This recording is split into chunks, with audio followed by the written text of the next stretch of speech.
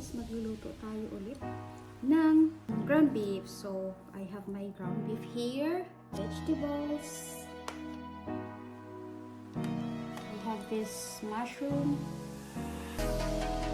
beans, bell pepper, okra, carrots, also ginger.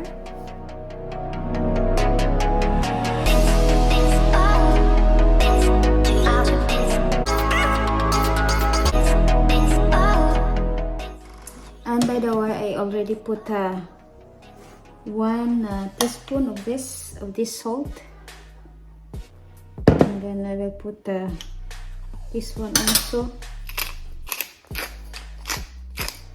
It's up to you how much you want to put there. I put a lot. I also put a little bit of cilantro, just a pinch of that, just that, and parsley. Just a pinch also. I want more. And paprika, smoked paprika.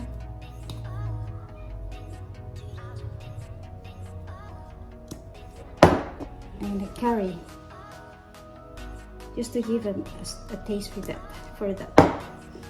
And then after that, mix it like that para yung lasa manuot. Also, I forgot to say something. This one, tomato sauce, this is very important. 1 tablespoon of pork natural oil.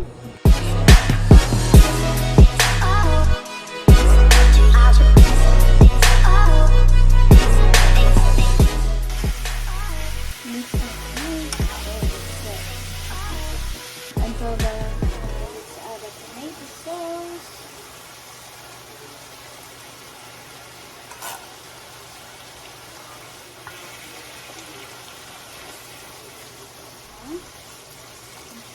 And as this one, the beef broth, kasi may idadagdag pa tayo ng mga gulay.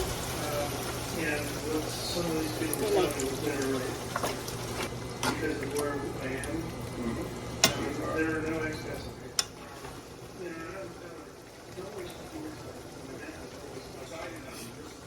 Carrots. Vegetables. Less. Is good.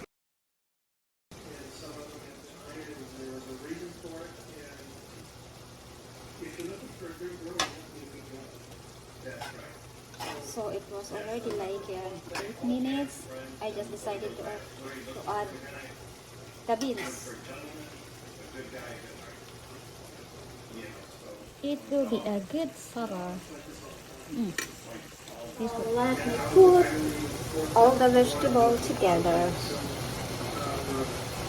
The mushrooms, the okra, and this one, the bell pepper. Here it is. What is this? That. It will. Oh, ada tuh this. Yum yum yum.